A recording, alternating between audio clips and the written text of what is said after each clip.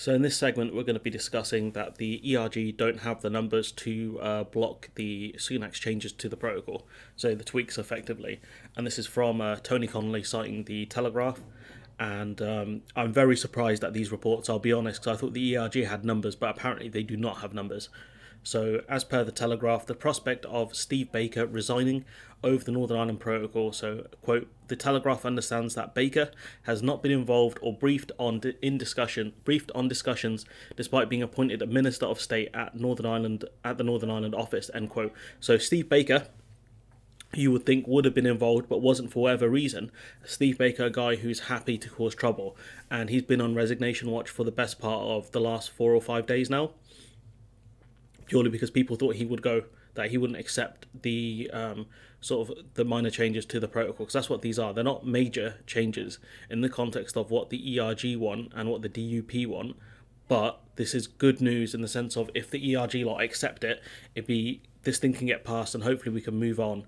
And yeah, Steve, quote, Steve is the ultimate man of principle. If it's not good enough, I would be surprised if he just accepted it, said one of his friends, end quote, said one of his friends. Another said, quote, I don't see why he would stay in a government that doesn't deliver on Brexit.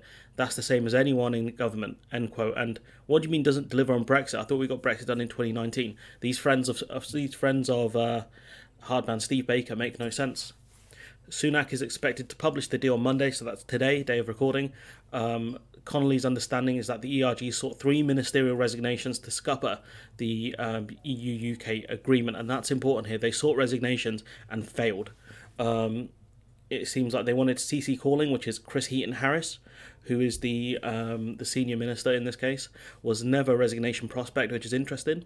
As for Braverman, according to one source, quote, they're trying to get on with Suella and there's been some very harsh words between her and the Prime Minister, but she's back in the fold, end quote. And we'll talk about Braverman specifically in a different video. But my kind of thinking is that Sunak probably told her, look, you can leave and all your Rwanda stuff is not going to happen. And all of the kind of right-wing policies that you want are not going to happen. Or you stay in, you suck it up, and then, you know, you get some of the stuff you actually want and you're forced to compromise. Maybe that's why he put some of these people in ministerial positions in the hopes they would compromise, which is something that Theresa May failed to really get done, but maybe Sunak's just better at it, I don't know. Or maybe circumstances have just changed it. You know, we're in a different world compared to where we were back in 2018-19.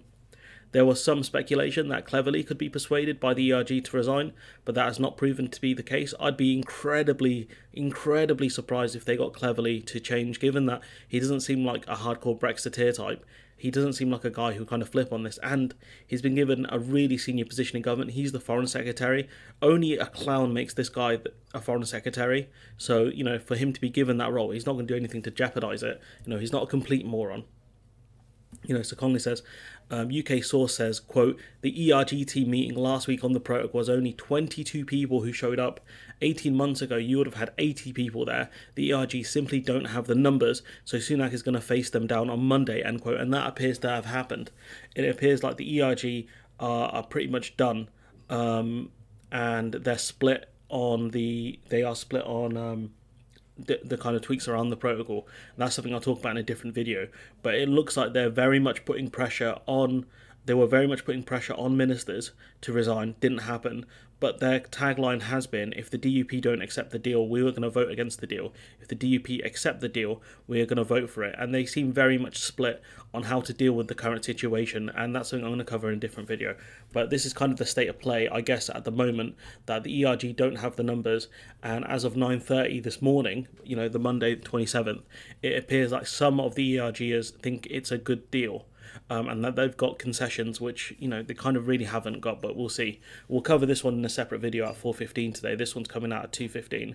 So anyways, let me know what you think in the comments below. Like, comment, share, subscribe. Support the channel on Patreon if you can, and hopefully I'll see you in the next one.